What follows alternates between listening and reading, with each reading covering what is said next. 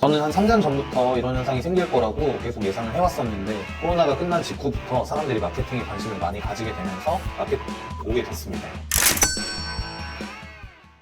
반갑습니다. 진짜 장사 가르쳐주는 장사천재 양승일입니다. 여러분 혹시 이런 얘기 들어보셨나요? B급지나 C급지 들어가서 마케팅비 200~300만원 쓰면 A급지 이길 수 있다. 예전에 3~4년 전까지만 해도 선수들 사이에서는 이 말이 진리로 통했습니다. 근데 요즘은 어떨까요? A급지도 B급지도 C급지도 전부 다 마케팅을 하고 있습니다. 마케팅 인플레이션이 온 겁니다. 저는 한 3년 전부터 이런 현상이 생길 거라고 계속 예상을 해왔었는데 코로나 이슈가 지속되면서 사업자들이 돈을 잠근 탓에 이런 현상이 일어나지 않다가 코로나가 끝난 직후부터 사람들이 마케팅에 관심을 많이 가지게 되면서 마케팅 인플레이션이 오게 됐습니다. 과연 마케팅 인플레이션이 뭐고 우리는 어떻게 대처해야 장사를 잘할 수 있을까요?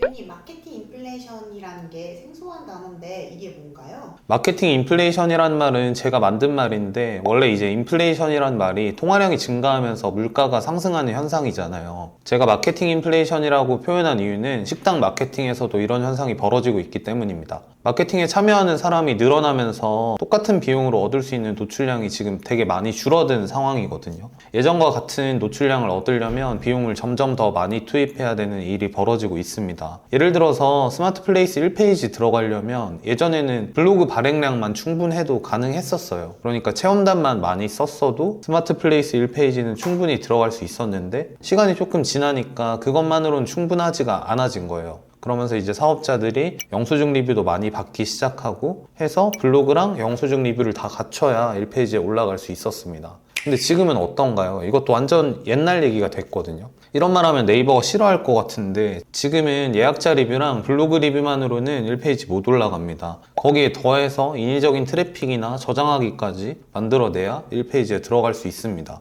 이마저도 지금 경쟁 강도가 높은 상권에서는 비용을 아무리 많이 쓴다고 해도 노출을 보장할 수가 없습니다. 마찬가지로 SNS도 똑같은 현상이 벌어지고 있습니다. 사용자가 많고 공급자가 적을 때는 예를 들어서 릴스 하나 올렸을 때 이제 기대할 수 있는 시청자 수가 1000명은 있었다라고 생각을 하면 지금은 공급자가 많아져서 500명, 200명도 저희 릴스를 봐주지 않습니다. 이것만 해도 다행인데 또 여기서 함께 발생한 문제가 플레이스도 마찬가지고 인스타그램도 마찬가지고 사용자들이 저희한테 신뢰도가 많이 떨어져 있는 상태입니다. 같은 비용으로 노출량도 안 나오고 있는 상태인데 전환율도 지금 안 나오고 있는 그런 상황이 벌어지고 있는 거예요. 이런 현상을 보고 이거 인플레이션이다, 마케팅 인플레이션이 왔다 라고 정의를 하게 된 거죠. 그러면 우리는 어떻게 해야 하나요? 이미 장사를 시작했는데 그냥 울며 겨자 먹기로 이렇게라도 해야 되는 걸까요? 아니요, 이게 방법은 있습니다. 제가 예전부터 이런 일이 생길 거라고 예상을 하고 있었기 때문에 나름대로 방법을 찾아 두었는데 방향은 3가지입니다. 첫 번째는 저희가 마케팅이 줄 수 없는 건 뭔지, 두 번째는 신뢰도가 높고 전환율이 높은 다른 채널은 어떤 게 있는지, 마지막으로 마케팅 인플레이션이 오지 않은 지역이나 업종이 있는지를 찾아야 됩니다. 먼저 첫 번째로 마케팅이 줄 수 없는 것에 대해서 말씀을 드리면 제 이전 영상에 있는 장사 공식을 참고해 주시면 될 것 같은데 온라인 노출량이랑 온라인 전환율이 있거든요. 이것만 빼고 보시면 됩니다. 오프라인 노출량이랑 오프라인 전환율이 있는데 이건 마케팅이 줄 수 없는 거예요.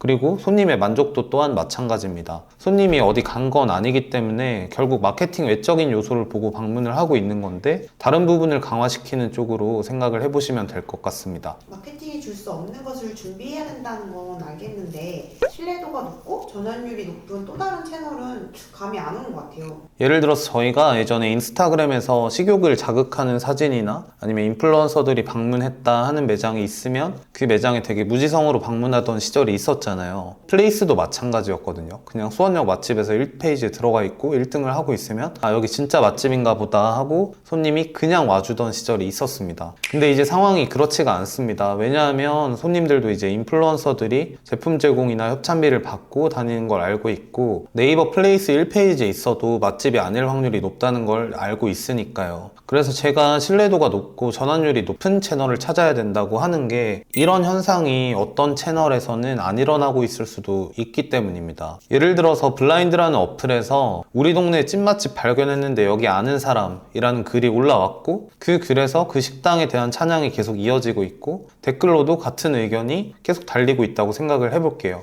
그러면 그 식당은 자연스럽게 바이럴이 잘 일어나지 않을까요? 원래는 그런 맛집 정보가 안 올라오는 채널이니까요. 블라인드는 그냥 예시 중에 하나로 말씀드린 거고, 어떤 채널이든 커뮤니티든 이런 식으로 식당 정보에 대해서 바이럴을 할 수 있겠죠. 근데 이런 것들도 시간이 지나면 소비자들이 이걸 다 광고라고 인식하면서 의심을 하기 시작할 겁니다. 그럼 그런 채널들도 결국 마케팅 인플레이션이 오게 되겠죠. 그럼 인플레이션이 오지 않는 지역 업종은 어떻게 찾을 수 있을까요? 엄청 단순해요. 저희가 블랙키나 엠자비스나 네이버 키워드 도구 같은 검색량을 측정하는 도구들이 있잖아요. 그런 도구들에서 검색량이 충분히 잘 나오는데 마케팅을 열심히 안 하는 동네가 있다거나 마케팅을 열심히 안 하는 업종이 있으면 그 지역이나 업종을 공략하면 됩니다. 이건 실제로 제가 상담이나 컨설팅 할 때 활용하고 있는 건데 찾기만 하면 거의 타율이 100%까지 나옵니다. 근데 결국 마케팅 인플레이션이 오지 않는 것도 금방 다시 인플레이션이 올 것 같은데 이럴 경우에는 어떤 대비를 해야 될까요? 결국 저희는 고민하지 않고 저희 매장에 와주는 손님이 많을수록 좋은 거잖아요. 마케팅으로 벌게 된 돈은 일정 부분 손님한테 돌려드리는 게 맞다고 생각하고 있고, CRM이라고 하죠. 그러니까 고객 관계 관리라고 해서 카카오 친구 추가해주신 분들한테 뭔가 추가적인 혜택을 드린다거나 애초에 일정 부분은 손님한테 돌려드리겠다는 마음으로 장사에 임할 수도 있고요. 그렇게 마케팅 비용이 들어가지 않는 손님들을 점차적으로 늘려가는 게 중요하다고 생각합니다. 근데 만약에 이렇게 인플레이션이 심해지면 또 어떤 현상이 발생할까요? 이걸 저희가 역 어뷰징이라고 부르는 게 있는데 그런 일이 생길 수 있어요. 역 어뷰징이 뭐냐면 내 가게 순위를 올리는 게 힘드니까 남의 가게 순위를 일부러 어뷰징을 넣어서 떨어뜨리는 거예요. 이게 실제로 스마트 스토어에서는 많이 활용하고 있는 방법인데 실제로 나쁜 사장님들은 역가게 위생과에 신고하고 그러잖아요. 그걸 온라인에서 하는 겁니다. 근데 이건 철저히 사람들이 투자 대비 효율이 나오냐 안 나오냐로 접근하기 때문에 아마 여기까지는 안 갈 확률이 높지 않을까 싶습니다. 아니, 여기까지는 좀 안 가기를 희망하고 있습니다.